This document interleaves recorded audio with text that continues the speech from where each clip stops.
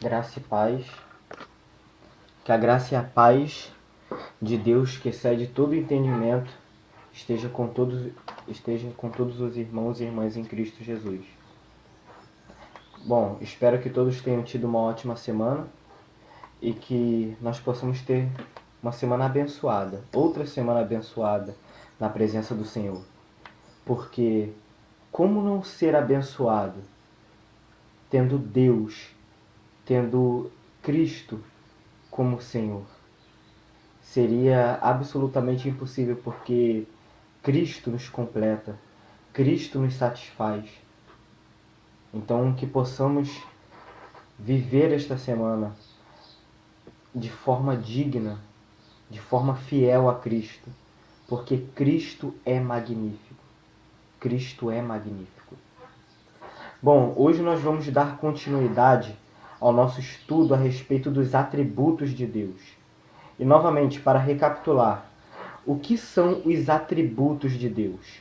Os atributos de Deus são qualidades, são características inerentes, próprias de Deus. É comparado com as características de um ser humano. Todos nós possuímos qualidades, todos nós possuímos características que fazem de nós quem nós somos. Com Deus é a mesma coisa. Deus possui também as suas características. Porém, na teologia, nós chamamos essas características, essas qualidades, de atributos. E se vocês repararam bem, nós temos falado a respeito da retidão e da santidade. Ou seja, nós falamos a respeito dos atributos comunicáveis de Deus. Essa primeira parte, nós estamos falando, estudando sobre os atributos comunicáveis de Deus. E o que são os atributos comunicáveis de Deus? Os atributos comunicáveis são aquelas qualidades, aquelas características de Deus que Ele próprio compartilha com o restante da criação. Por exemplo, nós vimos que Deus é santo. Todo ser humano tem capacidade para ser santo. Ele pode ser santo. É uma qualidade, é uma característica que Deus atribuiu ao ser humano. Ou seja, é um atributo comunicável. Porém, também existem os atributos incomunicáveis, que são aqueles atributos que Deus não divide com o restante da criação. Como, por exemplo, temos a onipotência de Deus. Somente Deus possui todo o poder. A onipresença, somente Deus está em todos os lugares ao mesmo tempo. Mas nenhuma outra criatura no universo, no cosmos, possui este atributo. Ele é exclusivo de Deus. Porém, nós, nessa primeira parte, estamos falando a respeito dos atributos comunicáveis. E hoje nós vamos falar a respeito da justiça de Deus. O atributo justiça. O que significa dizer que Deus é justo? E como o conhecimento da justiça de Deus impacta as nossas vidas? No que o conhecimento da sua justiça pode nos transformar e levar-nos a uma adoração mais sincera, a um crescimento espiritual mais saudável? Como esse conhecimento pode ser importante para nós? Então eu gostaria que vocês abrissem as suas Bíblias no livro de Salmos, no capítulo 11 e verso 7. Salmos 11, versículo 7.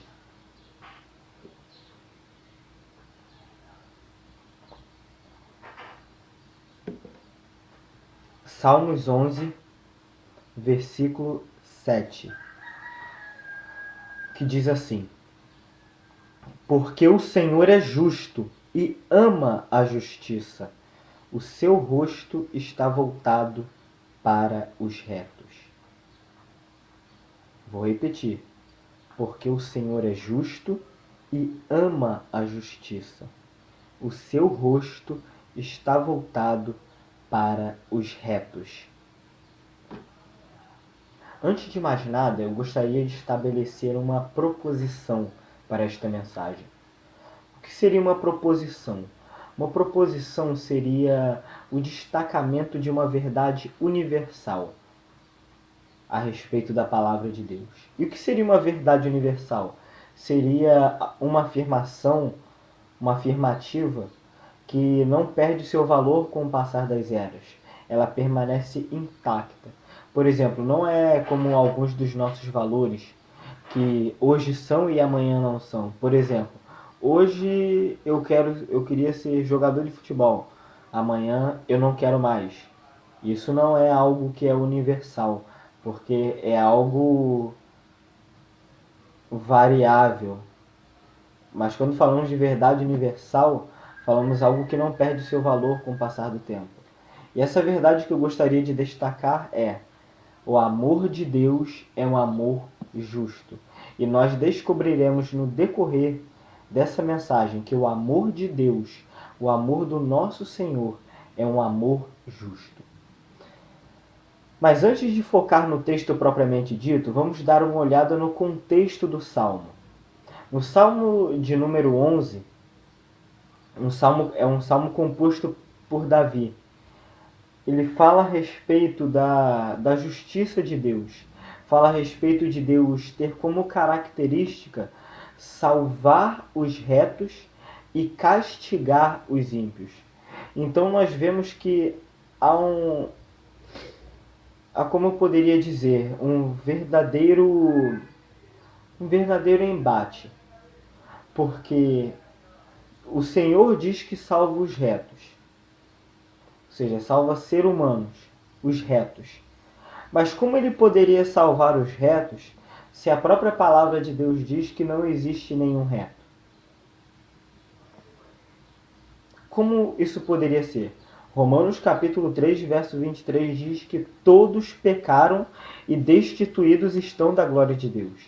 Então, como Deus poderia salvar os retos se não há um justo, nenhum sequer? Todos deveríamos ser castigados. Então, nós podemos ver este problema apresentado aqui logo de cara. Mas nós iremos ver no decorrer da mensagem o que Deus está dizendo, o que Deus está querendo dizer quando ele pronuncia que salvará o reto e castigará o ímpio. Porque se não explicarmos este termo, se esse termo não tiver explicação, deveremos saber o seguinte: todos nós somos ímpios. Todos nós somos merecedores de castigo. Então, como Deus pode dizer que ele salva os retos e castiga os ímpios? Para isso será necessária uma explicação. Como um ímpio se torna reto? Como um ímpio se torna justo? É esse o grande problema aqui. Mas vamos dar continuidade, vamos focar no texto que nós lemos. Salmos 11, verso 7, diz assim: porque o Senhor é justo e ama a justiça. Verso 7, parte A. O Senhor é justo e ama a justiça. O que é ser justo? E o que é justiça? Quando dizemos que Deus é justo, o que significa a palavra justo? Dizemos que Deus é imparcial, que Deus é íntegro, que Deus é exato, que Deus é preciso. Mas o que significa no contexto dizer que Deus é justo? Quando dizemos que o Senhor é justo, significa dizer que o Senhor é imparcial. E o que significa esta imparcialidade de Deus? Significa que Deus, ele não julga com parcialidade. O que é julgar com parcialidade?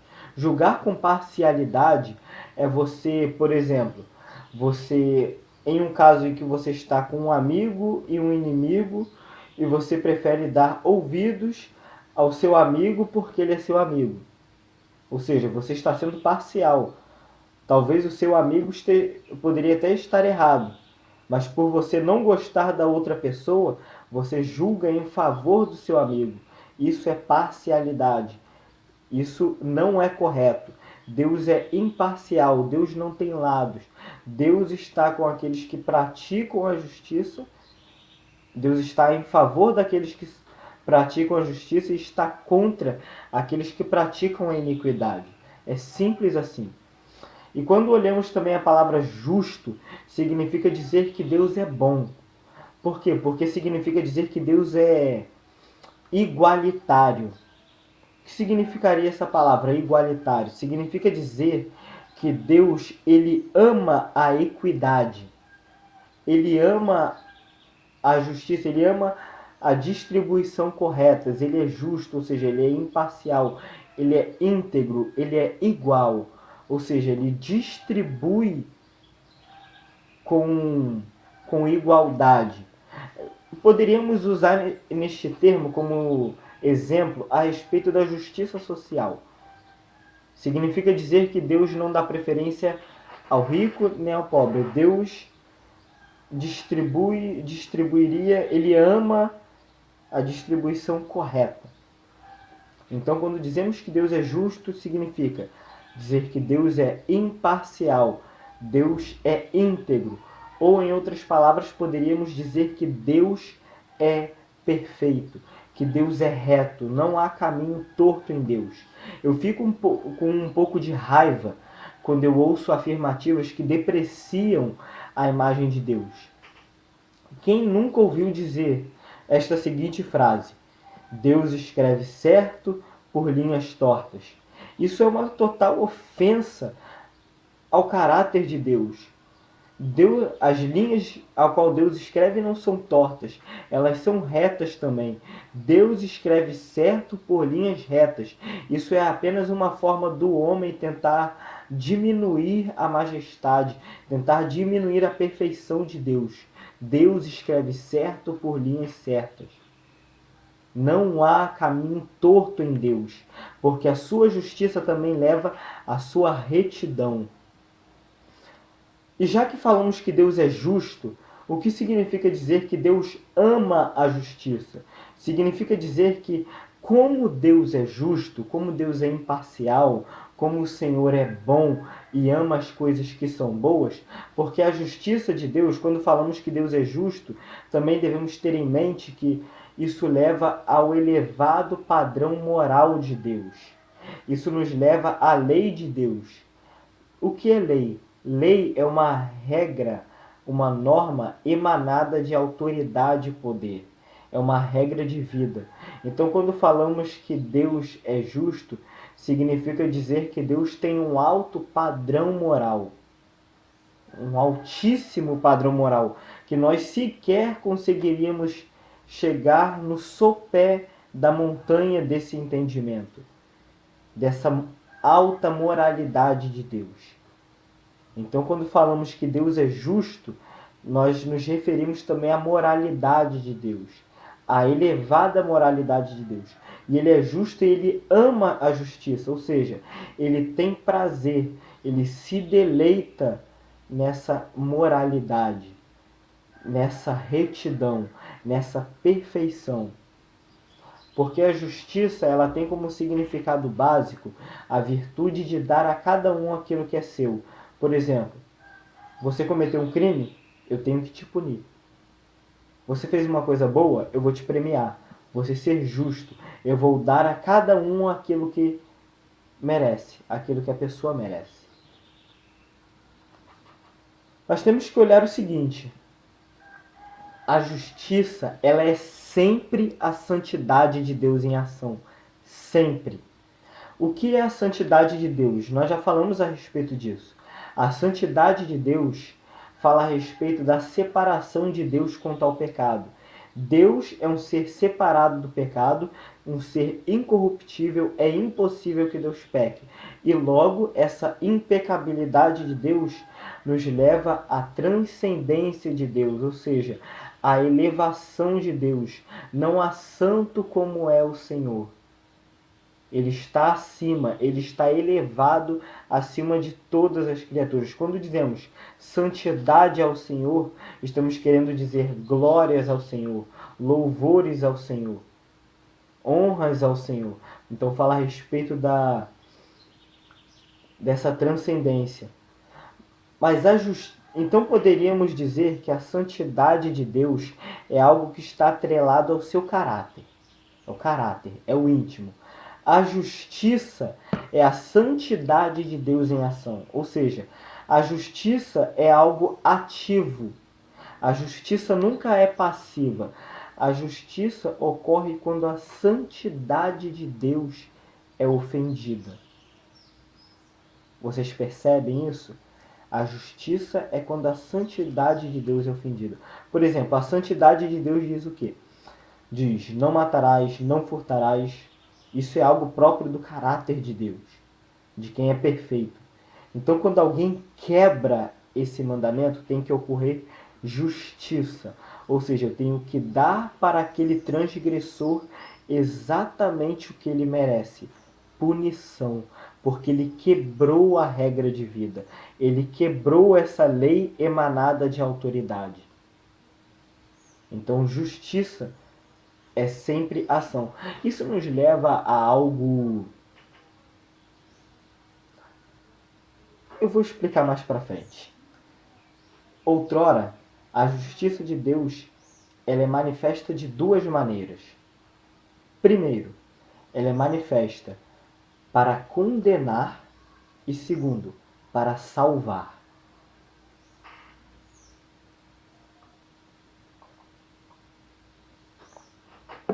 Então vamos para a justiça de Deus, primeiramente, no sentido de condenar.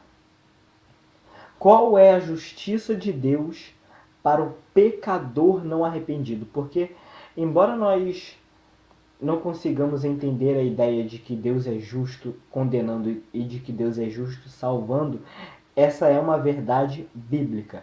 Deus consegue ser justo condenando um pecador e salvando um pecador.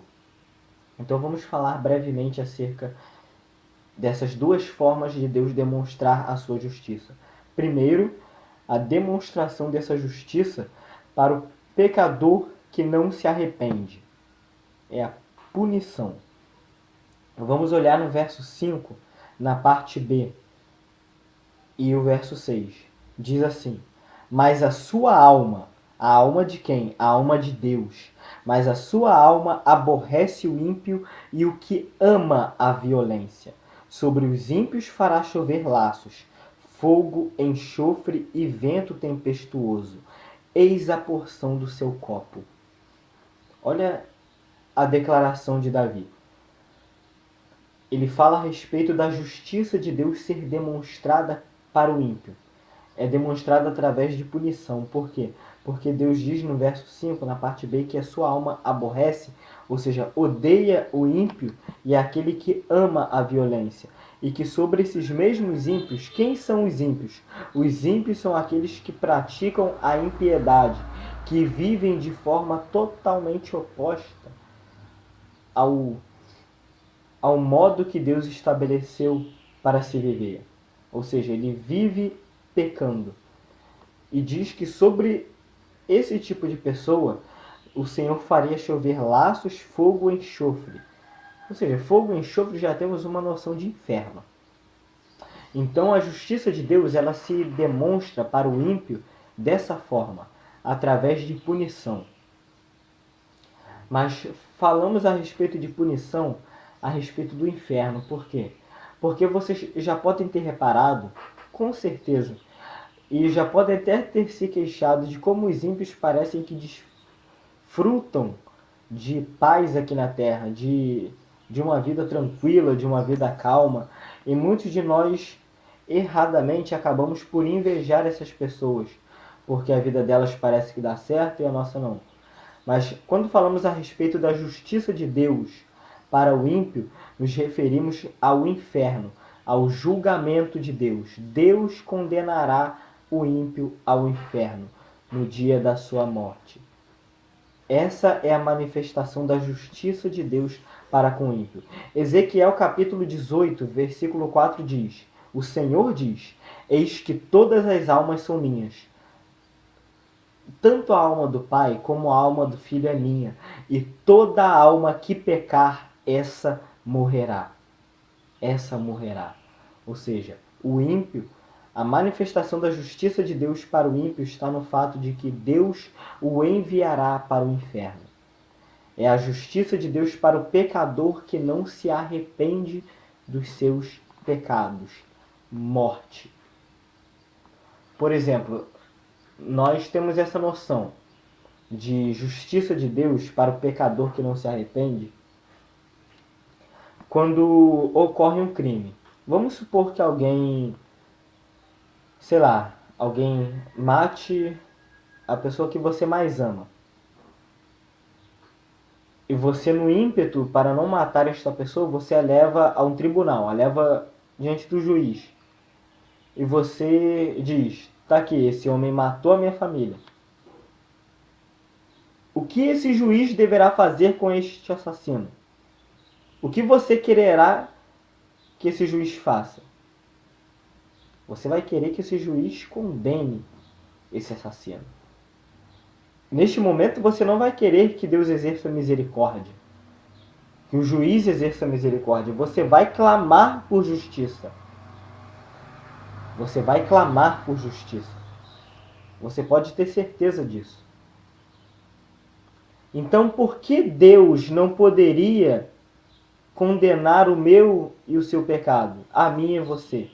Se você clama por justiça a respeito de um assassino, e a palavra de Deus diz que você é esse assassino, por que razão você acha que ele não tem o direito de te condenar?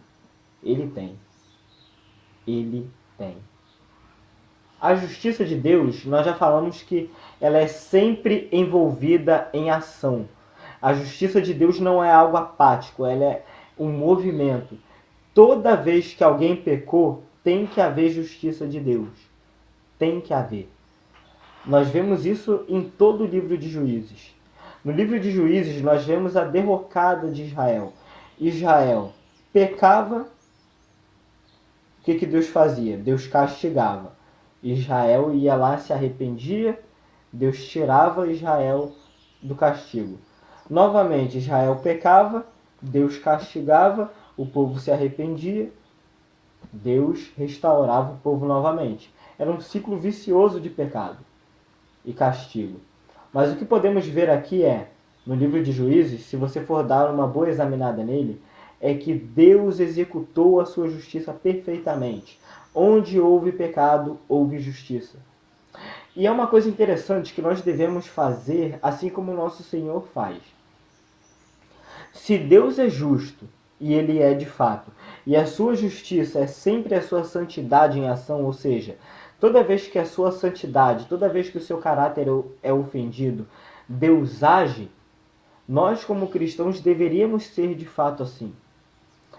Principalmente contra essas leis que têm surgido contra a família, contra o cristianismo. Nós não podemos simplesmente ficar apáticos e não fazer nada. Do contrário, não estaríamos sendo justos, porque a justiça ela é uma ação. Você só entra com justiça quando algo é ofendido. Ou seja, no nosso caso, quando a palavra de Deus é ofendida. Se você vê que alguém está arranhando a pintura do seu carro, você vai parar no meio da rua, você vai ajoelhar pedindo a Deus para que essa pessoa pare de arranhar? É lógico que não. Você vai voar em cima dessa pessoa. Você vai clamar por justiça. Você vai ligar para a polícia. Que ele se arrependa, sim. Mas você vai dizer que ele se arrependa lá na cadeia. Por quê? Porque nós clamamos por justiça. Então a justiça de Deus para o pecador que não se arrepende é punição. Inferno. Inferno. Mas agora também há a segunda forma de Deus demonstrar a sua justiça. E qual é essa segunda forma? A segunda forma de Deus demonstrar a sua justiça é para o pecador que se arrepende. Ou seja, a justificação. Vamos ler o verso 7 de Salmos 11. Na parte B, diz que o seu rosto, o rosto de quem? O rosto de Deus está voltado para os retos. O rosto de Deus está voltado para os retos, ou seja, a sua face, a sua benevolência está voltado para os retos. Mas, novamente, nós vimos, não existem pessoas retas. Todos pecaram e destituídos estão da glória de Deus. Não há um justo, nem um sequer. Como Deus pode então chamar alguém de reto? Então essa é a segunda forma de Deus demonstrar a sua justiça. Quando ele justifica um pecador. Quando ele justifica. Vamos para Romanos, no capítulo 3. Romanos 3. Romanos 3, versículo 21 e versículo 22. Diz assim: Mas agora se manifestou sem a lei a justiça de Deus, tendo testemunho da lei dos profetas, isto é, a justiça de Deus pela fé em Jesus Cristo para todos e sobretudo os que creem, porque não há diferença. Aqui nesse texto, Paulo fala a respeito da justificação pela fé, que nós somos tornados justos pela fé. Essa é a segunda forma de Deus demonstrar a sua justiça, justificando um pecador. O que é justificação? Justificação é tornar alguém justo. Ou seja, em outras palavras, é tornar um pecador, um transgressor da lei, um iníquo, um ímpio, transformá-lo em alguém justo. E o que é alguém justo? É alguém bom, é alguém sem defeitos. A justiça aponta para a perfeição moral de Deus. E como Deus consegue fazer isso? Como Deus consegue tornar o pecador justo? Ele torna o pecador justo através da morte do seu filho Jesus. Vamos colocar, por exemplo, uma ilustração. Vamos supor que você está diante de Deus para ser julgado. E lá no tribunal, Deus abre um livro, que é um livro onde estão registrados todos os seus pecados. E quando ele olha lá no livro, qual deverá ser a sua sentença? Culpado. Você tem que morrer. Você é culpado, você pecou. Você tem que ser lançado ao inferno. Porém, esse juiz é o seu pai. Esse juiz é o seu pai. E ele te ama. E ele quer soltar você. Mas ele não pode soltar você porque ele tem que te condenar. Então, como ele pode livrá-lo sem comprometer a sua justiça, sem deixar de ser justo? A única maneira é ele condenando a si próprio no seu lugar. Exatamente isso que aconteceu na cruz. A justiça de Deus está no fato de Cristo ter morrido por nós. Ou seja, o próprio Deus ter dado a sua vida por mim e por você. Ou seja, ele assume o seu lugar. É assim que Deus te torna justo. Vamos colocar em um exemplo o seguinte. Olhe para essas duas canetas. Vamos imaginar o momento da crucificação de Cristo para que possamos entender o processo de justificação. Imagine que esta caneta aqui, azul, é Jesus Cristo. E que essa parte azul aqui se refere à sua justiça. Essa tampa azul é a justiça de Deus. É Cristo na cruz, sem pecado, imaculado, perfeito, santo. Este aqui somos eu e você. Somos nós, seres humanos pecadores. Por que eu decidi escolher a cor vermelha? Porque a palavra de Deus diz que os nossos pecados são vermelhos como a escarlata. Tá, é um exemplo, é apenas para questão de ilustração. Então, esse aqui é o pecador. Então, estamos no momento da crucificação. O que ocorre na cruz? Como Deus pode nos salvar? Para que eu seja salvo, eu não posso ter pecados. Eu tenho que ser justo. Logo, eu serei condenado ao inferno. Por quê? Porque eu não tenho justiça em mim. Eu só tenho pecado. Então, como Cristo, ele nos justifica? Como ele pode me salvar? Já que eu não posso me salvar por conta própria. Porque a dívida que eu tenho para com Deus é impagável, como diz o salmista. O que Cristo faz? Cristo, ocorre uma dupla troca. Poderíamos dizer que ocorreu o seguinte. Um momento. Reparem, aqui está o pecador. Naquele momento, na cruz, Cristo pega o pecado do povo, do seu povo, e coloca na sua conta. É o que chamamos de imputação. Deus retirou o pecado. Cristo agora é o pecador. Ele tomou a dívida, ele tomou o pecado. Ele agora é o pecador. E logo, como pecador, o que deve acontecer com ele? O salário do pecado é a morte. Ele deve morrer. Por quê? Porque ele é o pecador agora. E o pecador agora? Mas o pecador agora, ele pode ir para o céu? Não. Por que não? Porque embora ele não tenha mais pecado, ele não possui virtude. Ele não possui nada de bom. Então, ele não possui nada, nenhuma virtude que possa levá-lo para o céu. Então, o que acontece? Cristo, nesse momento, ele imputa a sua justiça no pecador. Ele imputa a sua justiça no pecador. Ou seja, ocorreu uma dupla troca. O pecado que pertencia ao pecador, Cristo colocou sobre ele. E a justiça que pertencia a Cristo, por quê? Justiça, porque Cristo é justo. Tudo aquilo que ele fez durante o seu período terreno proporcionou a ele um galardão, uma justiça. Então o que ele fez? Ele nos cobriu com a sua justiça. E agora, Cristo pode levar a culpa pelo nosso pecado e nós podemos ser salvos da condenação através de fé em Cristo. Através de arrependimento sincero e de fé em Cristo, nós cremos que Cristo levou o nosso pecado, que Cristo pagou pelo nosso pecado, que Cristo sofreu pelo nosso pecado e que Cristo sofreu a ira de Deus pelo nosso pecado e morreu, cumprindo as demandas da sua própria lei.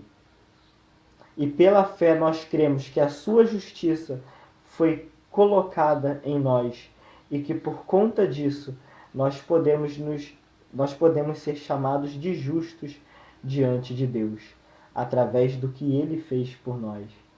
Então você percebe que até no modo como Deus perdoa o homem, ele é justo. Por quê? Porque ele condenou o pecado. Tinha uma dívida lá, ele pagou a dívida. E como que ele pagou essa dívida? Ele mesmo sofrendo o castigo dessa dívida. Toda a ira de Deus que deveria ter caído sobre mim e sobre você, que levaria uma eternidade para que nós pudéssemos sofrer essa ira, em poucas horas, Deus comprimiu toda essa ira, toda essa justiça e jogou sobre a cabeça do seu único filho amado. Olha como Deus é. Olha como Deus é amoroso. Olha como Deus é perfeito. Do que você está reclamando? Do que você está reclamando? Cristo sofreu a ira de Deus no seu lugar. A ira de Deus no seu lugar. Cristo levou o seu pecado. Cristo levou o seu fardo. O seu fardo, ele levou a sua culpa. Ele sofreu o castigo que você deveria sofrer. A justiça que você deveria sofrer, ele sofreu no seu lugar. E a sua justiça ele colocou sobre você. A única coisa que você precisa fazer é crer. É se arrepender, é dar meia volta. Largar essa vida de pecados e se voltar para ele. Então vimos para concluir que Deus, vamos concluir. Essa foi a justiça de Deus para o pecador que se arrepende. Todo pecador que se arrepende, ele é justificado. É como se o nosso pecado fosse imputado, colocado na conta de Cristo, e a justiça de Cristo fosse imputada em nós. Assim Deus consegue perdoar sem deixar de ser justo. E por quê? Ele consegue fazer isso? Porque a dívida deveria ser paga. Ele pagou, sofrendo ele mesmo o castigo. E nós agora podemos ser chamados de justos, porque a sua justiça ele colocou sobre nós. Justificação. Então, para concluir, primeira conclusão: Deus ama a justiça e odeia o pecado. Ou seja, Deus tem prazer, ele se deleita na bondade, ele se deleita naquilo que é próprio à sua santidade, ao caráter bom, à equidade. Ele ama a prática do bem, mas ele odeia o pecado, que é totalmente o oposto dessa prática. E segunda conclusão: Deus condenará o pecador caso ele não se arrependa. Ele condenará. Por quê? Porque ele é justo. Ele é justo. Se você não se arrepender, saiba disso. Ele virá com punição para cima de você. E a punição é a condenação ao inferno. Ele o fará. Terceira conclusão: Deus salvará o pecador caso ele se arrependa, porque ele é justo. Ou seja, repito, Deus salvará o pecador caso ele se arrependa. Se você se arrepender, se você dar meia volta, confessar os seus pecados e crer que Jesus é o Senhor, ele o salvará. Por quê? Porque ele é justo. Porque ele levou o pecado, o seu pecado ele levou sobre si. A única coisa que ele requer de você é que você se arrependa e creia nele. Amém? Deus é justo. Ele é justo. Então nós devemos ser justos também. Vamos aplicar esta palavra no nosso coração. Vamos amar a justiça. Vamos ser firmes quando precisarmos ser firmes. E vamos ser misericordiosos quando precisarmos ser misericordiosos. Porque nisso consiste a justiça. Não vamos ser apáticos. Vamos seguir o exemplo do nosso Deus. Amém? Vamos orar para encerrar. Deus Santo e Poderoso, clamamos a Ti, Senhor, no nome do Teu Filho Jesus. Obrigado, Senhor, por mais essa exposição da Tua Palavra. Que o Teu nome seja de fato glorificado, Senhor. Que possamos ter guardados em nossa mente que Tu és justo. Que o Senhor não compactua com o pecado jamais. Que o Senhor se deleita na justiça. Ó Senhor, quão precioso é o Teu Evangelho. Muito obrigado, Senhor, por ter levado o nosso pecado, por ter sofrido a penalidade do nosso pecado e por ter nos coberto com a sua justiça. Ó Senhor, muito, muito, muito obrigado. Obrigado por ser justo. Obrigado por nos provar que o seu amor é justo, que o Senhor pode sim perdoar pecados sem contradizer a si próprio, sem deixar de ser perfeito. Obrigado por nos amar, Senhor. Amar com perfeição, amar com justiça. Nos conforma à imagem do seu Filho, Senhor. Que nós, assim como o Senhor é, possamos ser nós também justos, sem contradições, perfeitos e retos. É isso que almejamos e desejamos. No nome de Jesus, te agradecemos por tudo. Amém e amém. Então, irmãos, fiquem na paz do Senhor e que o Senhor os abençoe ricamente e lhes dê uma semana abençoada na sua presença. Até a próxima. Amém.